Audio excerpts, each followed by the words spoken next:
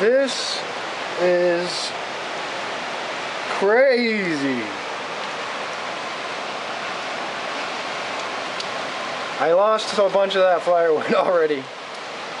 My car, we pulled it out. It's over there. That's my car that doesn't work. My truck we moved. We got some vehicles there. We'll probably get wet when we have to leave, if we have to leave. Hopefully we won't have to leave, and hopefully the water won't come in the house.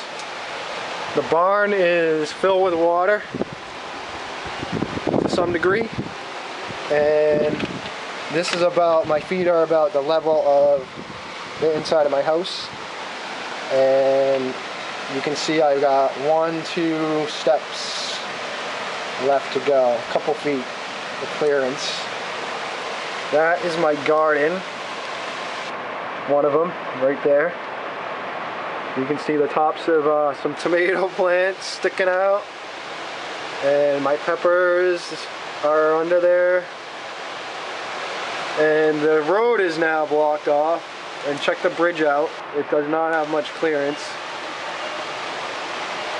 And yeah, I'm zoomed in, so I'll try to keep it steady.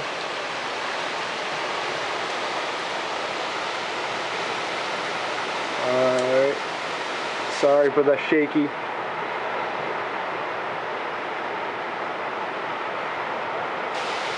I went in the barn trying to move some shit around because I realized the water was coming in. And then within a couple minutes, it got pretty deep. And my neighbors said they didn't think the water would come in the house, although I'm not so sure yet.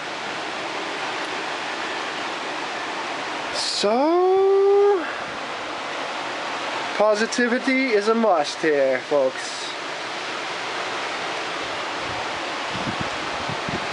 And I'll check back in a little later.